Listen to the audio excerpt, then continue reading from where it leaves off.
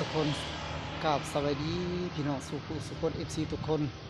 มื้อนี้ก็มาพบกันคือเก่ากับบ่าวคำพงบ้านนาก็จะพาทุกคนไปเบิ่งหมอลำทุกคนตอนนี้ก็อยู่ที่แกงกอกเมืองจำพรทุกคนตอนนี้ก็ว่าสิไปเบิ่งหมอลำทุกคนได้ยินข่าวว่ามีหมอลำทุกคนอยู่เมืองซนทุกคนหมอลำวงใหญ่วงดังทุกคนบันสายสัมพันธ์บันเทิงทุกคนน่าจะประมาณนี้แหละทุกคนจ้างมาแฝงมาแต่นครปากเซทุกคนบ้านนี้ก็เฮาก็สิได้เดินทางต่อทุกคนมาเบิ่งตอนนี้ก็อยู่ที่แก่งกอกทุกคนจะเป็นกอกใหญ่ทุกคนตอนนี้กำลังสิเดินทางมุ่งหน้าไปเมืองซนทุกคนเพราะว่าทางกันยัง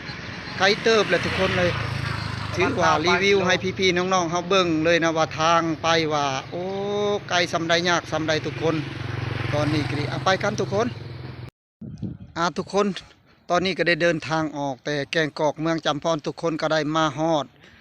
วิทย์แกงกอกทุกคนมาฮอดเส้นทางนี่กามารีวิวให้พี่ๆน้องๆครับเบิ่งโอ้ทุกคนเลยนี่จะเป็นเส้นทางไปหาบ้านตะแหลวทุกคนตอนนี้ก็ดีส่วนว่าทางนี้ก็จะเป็นทางมาแต่แกงกอกเมืองจำพรทุกคนตอนนี้เราก็เดินทางมาฮอดกลางทางระหว่างแกงกอกกับตะแลวทุกคนตอนนี้มาเบิ่งต้นตาลก็โอ้ทุกคนเลยเพิ่นปลูกหรือว่าแนวใดทุกคนมาเบิ่งเลี้ยนทรายลายอยู่ทุกคนเลยมาเบิ่งบรรยากาศแคมทางทุกคนจังแม่นงามทุกคนเลยส่วนว่าทางนี้ก็จะเป็นนาแซงทุกคนโอ้เริ่มขึ้นเลยเขียวงามเลยทุกคนตอนนี้ก็ค่ำเลยทุกคนก็สิได้ไปกันเลยทุกคนเพราะว่าเส้นทางยาวไกลทุกคนเพื่อสิฮอดทุกคนจักว่าสิยากจักว่าสิง่ายซำใดทุกคนไปกันทุกคนเบิ่งบรรยากาศแคมทางพี่น้องเลยลงไปในป่า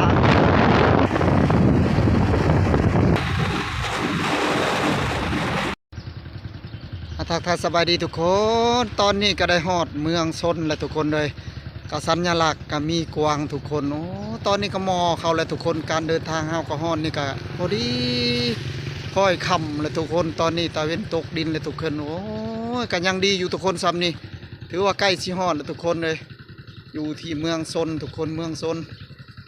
บัดนี้ทุกคนเฮาก็สิได้เดินทางต่อแล้วทุกคนบัดนี้ฮะ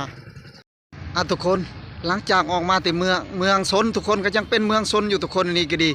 มาเบิ่งอันนี้เพิ่นอันเปิดทางไปตรงทุกคนโอ้มาเบิ่งบรรยากาศทุกคนเลยจะเป็นสวยสดงดงามทุกคนตอนนี้ก็ใกล้สิฮอดหมอลำเลยทุกคนบอลเพิ่นแสดงหมอลำเรื่องแต่ว่าอันนี้เพิ่นเปิดทางไปตรงทางใหม่ทุกคนน่าจะเป็นเพิ่นฉลองแล้วเรียบร้อยหรือว่าแนวใดทุกคนก็ยังบ่ทราบเถื่อมาเบิ่งโอ้ทุกคนสวยสดงดงามหลายทุกคนเลยทุกคนตอนนี้เฮาก็สิได้เดินทางไปหาหมอลำเรื่องทุกคนก็ยังบ่ไกลดอกทุกคนใกล้สิฮอดแล้วตอนนี้ก็ค่ำเลยพี่น้องไปกันทุกคนเอาหลานน้อยๆมาเบิ่งลำเรื่องทุกคนมาเบิ่งมาผัดโบแมนทุกคนอันนี้เป็นแมนหนุ่มแสงเดือนทุกคนเป็นวงดนตรีทุกคนนี่โบแมนทุกคนถือว่าลำเรื่องบอลใหม่ทุกคนโอ้แมลงนี่จวดแน่นอนทุกคนเวทีถือว่าไฟแสงสีเสียงทุกคนเต็มทุกคนมาเบิ่งนี่กำลังแล้วทุกคนบ่แม่นเฮาก็ว่าจุดหมายปลายทางว่าสิมาเบิ่งลำเรื่องแต่ว่ามันบ่ถูกทุกคนแต่ว่ามาเป็นวงดนตรีทุกคนบ้านนี้ก็สิไปลำเรื่องพุ่นแหละทุกคนแต่ว่ามาเบิ่งนี่มันบ่แม่นทุกคนก็ถือโอเคอยู่ทุกคนโอ้สิได้เสียกันบ่แม่นง่ายแล้วมื้อแรงเลยทุกคนเลยไปทุกคนไปต่อทุกคนตอนนี้ก็ฮอดบอนหมอลำเรื่องแล้วทุกคนมาเบิ่งกันทุกคนทุกคนทักทายสบายดีทุกคนตอนนี้เฮาก็ได้มาฮอดหมอลำเรื่องทุกคนตอนนี้กินี่หมอลำวงดนตรีตอนนี้มาฮอดวงหมอลำเรื่องทุกคนก็จะเป็นคณะทุกคนชายสัมพันธ์บันเทิงศิลป์ทุกคนเต็มวงบักใหญ่ทุกคนเลยโอ้หน้าเบิ่งหน้าเสียเลยทุกคนมาเบิ่งกันว่าตอนแรกมาสิซ้ำใดทุกคนเพิ่นกำลังตอนนี้กำลังเสกเครื่องทุกคนยังบ่ทันเรียบร้อยทุกคนเพราะว่า เพิ่นยังเช็คเครื่องเช็คของทุกคนประมาณ8 โมงพุ่นแหละเพิ่นสิได้ลิ้นทุกคนเลยก็โอ้ตอนนี้มาฮอดงานก็มาเบิ่งเลยทุกคนเลยโอ้ยเป็นตาม่วนแล้วทุกคนมาเบิ่งเป็นวงที่ทันสมัยทุกคนเป็นวงใหญ่โอ้ทุกคนมาเบิ่งกันพวกเราแต่ว่าบรรดาแขกคนก็กำลังหลั่งมาทุกคนเลยเพิ่นยังใส่นั่งเช็คเครื่องเช็คอันนั้นเพิ่นวงดนตรีเพิ่นอันวงหมอลำเพิ่นทุกคนตอนนี้อันยังบ่ทันแล้วทุกคนเลยน่าจะประมาณ8 โมงพุ่นแหละทุกคนทุกคนเลยโอ้ว้า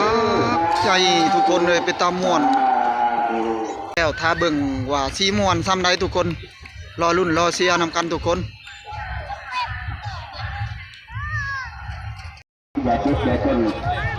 มาเบิ่งตอนนี้ก็กำลังหลั่งมาทุกคนเลย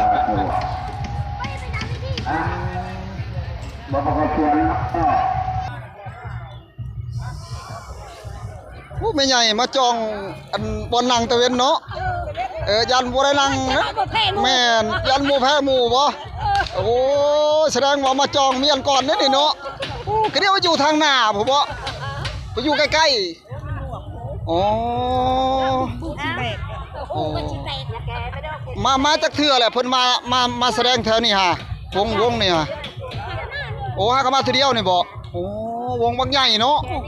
เป็นตาม่วนโอ้ยดีมาจองก่อนจังหน่อยบ่มีบ่นั่งมานำหลังหมู่โอ้ยังมาแต่เพนผู้โอ้ยันบ่มีบ่นั่งเลยเนาะแม่นตึกเลยเป็นใหญ่ฮะรอลุ้นทุกคนมาจองบนอยู่บนเช่าทุกคนเพราะว่าเขาสินั่งก่อนมันบ่ทันหมู่พี่น้องเลยต้นสีดาวแดงกับต้นนู้นตัวพี่น้องเลยมาเบิ่งตอนนี้ก็เต้ไปเมิดบรรดาพี่น้องๆมาเบิ่งหมอลำเรื่องพี่น้องได้หอกศาสตร์หอกบอลมาจองบอลจองพี่น้องเลยทีนี้ยังบ่หลายมาเต้ไปเบิดแล้วพี่น้องเลยมาเบิ่งดูบ้านนี้เริ่มใกล้สิเริ่มในหมอลำมาเบิ่งธนากำลังเอาศาสตร์เอามอนกำลังย่างมายังเต็มอยู่ทางนอกพี่น้องเลยแต่ว่าทางในนี่สิบ่มีบอลนั่งบาทนี่ทุกคนก็ถือว่าทางนี้ก็เต็มพี่น้องเลยเป็นครั้งแรกแหกหมานเนาะพี่น้องมาเบิ่งบรรยากาศตอนนี้กับได้มาหับไส้ได้พี่น้องลมแห้งพี่น้องเนาะในโอกาสต่อไปก็คงพี่น้องสิสร้างผลงานให้พี่น้องเฮาได้เบิ่งแล้วก็สิได้หับไส้ในโอกาสต่อไปเนาะแต่ผมสิได้มาเยี่ยมญาติพี่น้องชายสัมพันธ์บันเทิงศิลป์ทุกคนสิมาหับไส้พี่น้องทางบ้านเสียงโฮมพี่น้องที่หาเมืองชนบุรีปีที่6เนาะเป็นปีที่6ที่เข้าหมอลำสายสัมพันธ์บันเทิงศิลป์เขาได้กับบุญฉลองมาพี่น้องทางปีตุงทุกคนทางสายสัมพันธ์อยู่ภาคใต้เจ้าอธิการวัดเพิ่นก็ได้จ้างหมอลำเรื่องก็มีทำวงดนตรีมื้อนี้ทุกคนนุ่งแสงเดือนแต่ว่าวงดนตรีอยู่ทางนอกแต่ว่าหมอลำเรื่องจะเป็นอยู่ทางในวัดทุกคนเบิ่งตอนนี้ก็ใกล้สิเริ่มแสดงแล้วทุกคนมีแต่รอชมโรเซียทุกคนรอดูกันไปทุกคนว่าสิม่วนซ้ำใดทุกคน